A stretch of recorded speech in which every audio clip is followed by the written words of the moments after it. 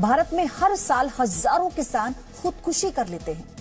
लेकिन क्या आप ये जानते हैं कि खुद को इन्हीं किसानों का नेता कहने वाले राकेश टिकैत की संपत्ति कितनी है? राकेश टिकैत की 4 राज्यों में संपत्ति है। वो राज्य हैं उत्तर प्रदेश, उत्तराखंड, दिल्ली और महाराष्ट्र। एक आंकड़े और अनुमान के मुताबिक राकेश टिकैत की देश के 13 शहरों में संपत्ति है। एक अनुमान के मुताबिक राकेश टिकैत की संपत्ति करीब 80 करोड़ रुपए की है। और यह भी जान लीजिए कि राकेश टिकैत जितने दिनों से दिल्ली के गाजीपुर बॉर्डर पर धरना प्रदर्शन को लीड कर रहे हैं, उस दौरान भी उनका कारोबार फल फूल रहा है।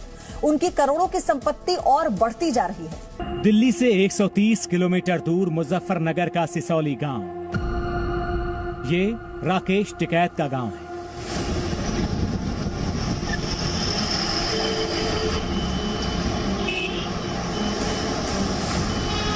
खुद को किसान नेता बताने वाले राकेश टिकैत के आर्थिक साम्राज्य की कहानी सिसौली गांव से ही शुरू होती है। कभी 5-6 बीघा जमीन के मालिक रहे टिकैत परिवार के पास सिसौली में 110 बीघा खेती की जमीन है।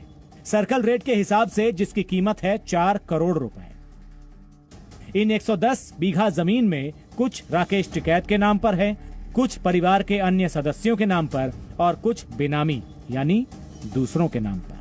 अब सिसौली गांव से अलग राकेश टिकैत की संपत्तियों पर गौर करें तो उन्होंने हरिद्वार के इकबालपुर गांव में शुगर मिल के पास 75 बीघा बेनामी जमीन खरीदी। सर्कल रेट के मुताबिक इसकी कीमत है 13.5 करोड़ रुपए। टिकैत परिवार ने उत्तर प्रदेश के ललितपुर जिले में भी बेनामी जमीन से निवेश किया हुआ है। गौतम बुद्ध नगर जिले में जेवर एयरपोर्ट के पास 7 बीघा जमीन है जो राकेश टिकैत के रिश्तेदारों के नाम पर है।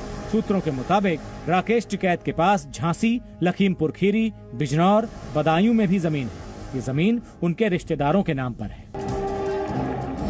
दिल्ली पुलिस में कांस्टेबल की नौकरी छोड़कर किसान बने राकेश टिकैत के बारे में बताया जाता है कि इनके 4 से 5 पेट्रोल पंप, कार का शोरूम और कई होटल भी हैं।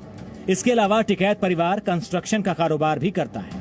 हम इस वक्त हैं मुजफ्फरनगर और शामली के बीच में। एक जो प्रोजेक्ट बनाया जाए सड़क का ये प्रोजेक्ट है और इस प्रोजेक्ट का नाम है GR infra project private limited village Bhutada. इस प्रोजेक्ट में किसान नेता राकेश टिकैत के बेटे चरण सिंह की बेनामी पार्टनरशिप है और बताया जा रहा है कि राजस्थान के जो एक बड़ा बिल्डर है जिसका नेतृत्व में बनाया जा रहा है ये प्रोजेक्ट, उसके साथ पार्टनरशिप है और सुभाष मतियान इसके साथ पार्टनरशिप है और इसी के तहत यहाँ पर काम चल रहा है। और ये जो सड़क आप देख रहे हैं ये सड़क मुजफ्फरनगर से पानीपत तक के लिए बनाया जा रहा है और इसमें राकेश टिकैत के बेटे चरण सिंह की बेनामी पार्टनरशिप है। इस वक्त मैं हूँ मंसूरपुर में नेशनल हाईवे नंबर 58 पे, जहाँ पर आप इंडियन ऑयल का ये जो पेट्रोल पंप देख रहे हैं, इस पेट्रोल पंप में भी राकेश टिकैत की भागीदारी की बात सामने आई है।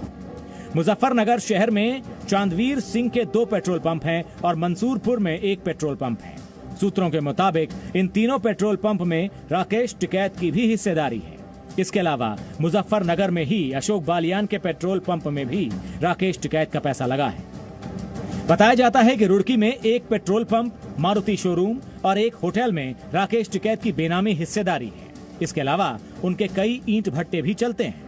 सूत्रों के मुताबिक गाजियाबाद में उनका बहुत बड़ा वाटर प्यूरिफाइंग प्लांट है और दिल्ली, नोएडा और मुंबई में राकेश टिकैत ने संदीप शर्मा नाम के शख्स के जरिए करोड़ों की प्रॉपर्टी खरीदी है। अब सवाल यह है कि एक किसान नेता के रूप में राकेश टिकैत इतने अमीर कैसे हो गए? हम ये नहीं कहते कि राकेश टिकैत की ये संपत्ति गैर कानूनी है।